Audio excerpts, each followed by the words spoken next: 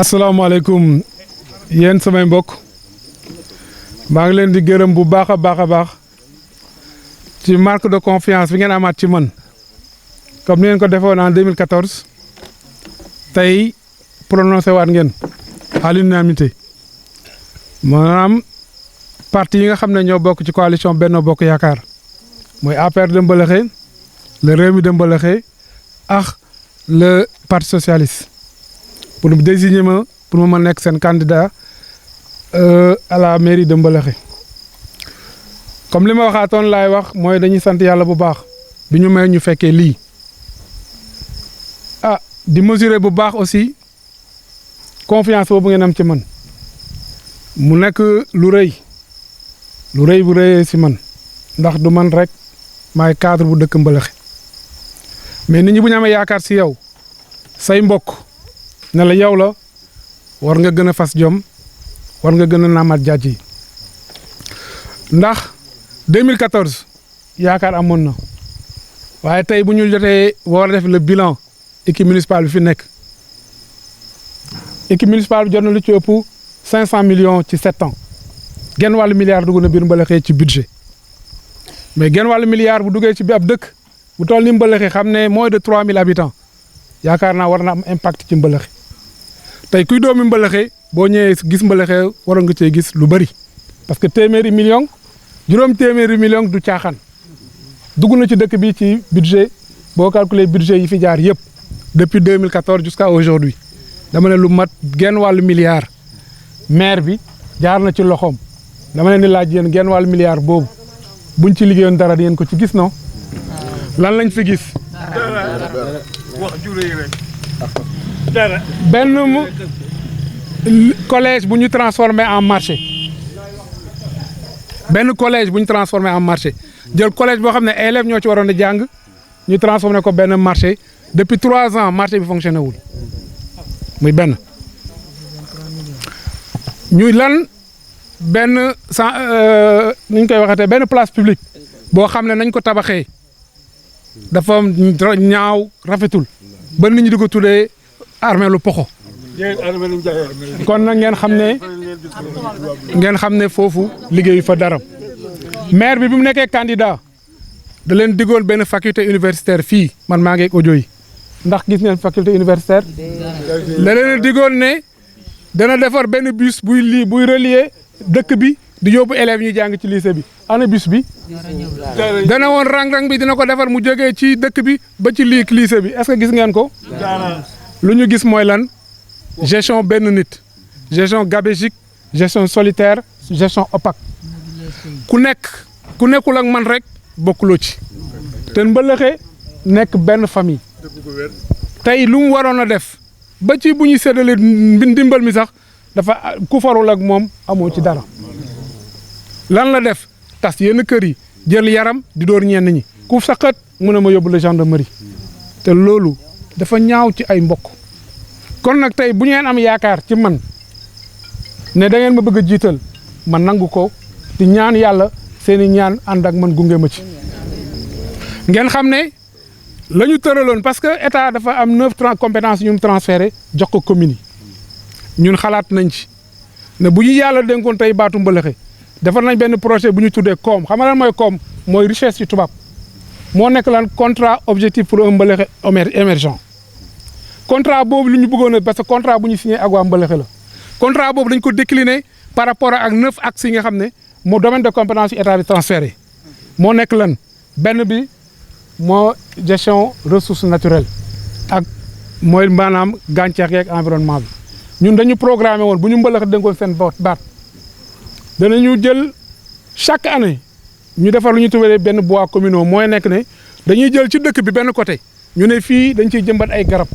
dénk ko ndaw ñi estimé nañ ko pratiquement sur 5 ans ñu war a def 5250 arbres mu war a coûter 10 750 000 parce que du ay waxuntu lu ñu gëstu la toog calculer ko te bu ñu demee bay décliner programme bi danañ ko séddaleeg nit ñi dem ba au détail près ñu ne at mii lii lañ ciy def ndaw ñii lañ ko dénk ba nga xamee ne journée médicale yi fi doon am ci la ñuy profité di ko def ba nga xam ne danañ jëmbat dëkk bi ay garab ba nga xamee ne bu ëllëgee ku bëgg a defar sa matt wala leen di nga ko mën a am parce que loolu état compétence bi état bi transféré la beneen bi moo nekkoon ñu ne dëkk bi ñeenti quartier la pratiquement gestion wu mbalit xam nga ñun tubaab dañoo ne ordure c'est de l'ordure alal la dañ ne woon dañuy jël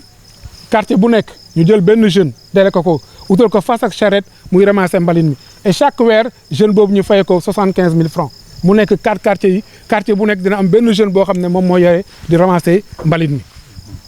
beneen bi ñu ne lan mbalaxee gis nañ ne kër yu nekk pratiquement dañu am déversoir maanaam seen fosse yi da ngay tuur rek muy wal dem ñu ne chaque kër danañ fexe ba mu am fosse septique ak concours AGETIP par man mi wax ak yéen conseiller laa ci directeur général AGETIP.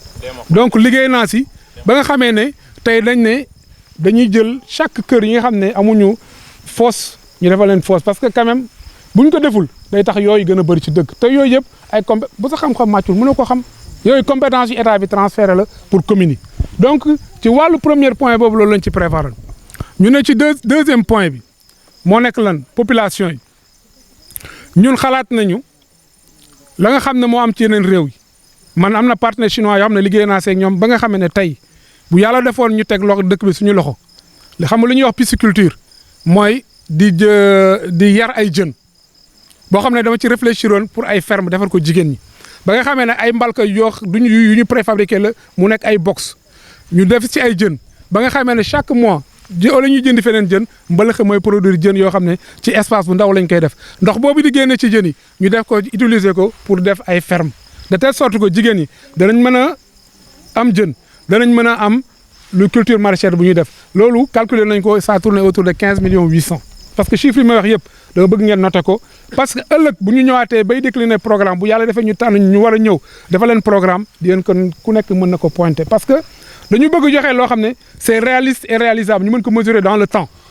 ba nga xamee ne di nga xam ne lii maa ko waxoon bu ëllëgee bu ma ñëwee mën nañ ko natt donc ñun ndox waxantuñu